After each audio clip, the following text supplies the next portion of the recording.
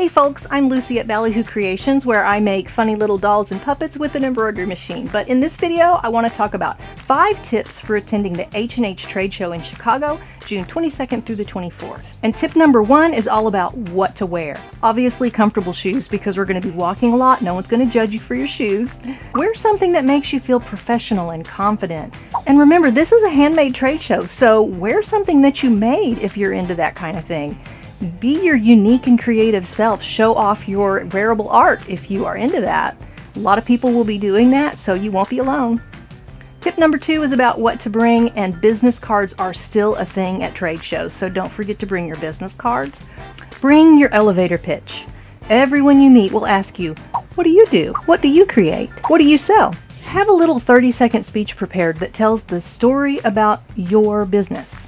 Let people know what your specialty is, or include something unique in your introduction. You could even sprinkle a few metrics into your story if it's appropriate for your business. And also bring something to carry around all of the brochures and business cards and maybe swag that you're going to pick up at some of the booths. So you do want to have room for that in your luggage on the way home as well. Tip number 3, be COVID aware and sensitive.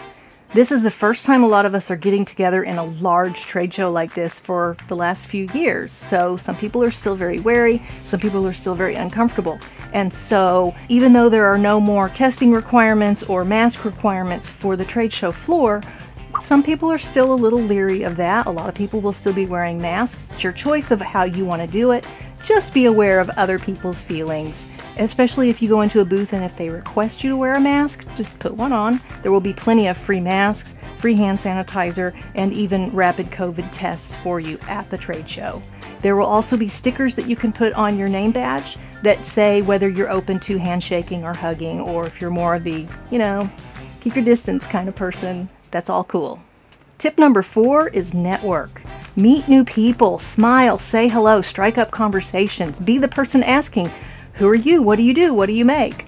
There will be people from all over the world at this trade show, and they're all into craft. So these are your peeps.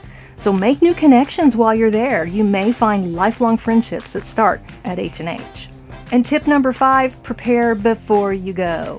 H&H has an app that you can download to your cell phone starting June 10th that will be available, and that will give the floor plan, it will give the schedule of classes. You can even have reminders of when your next class or meeting is going to be. I'm definitely going to use that reminder alarm function.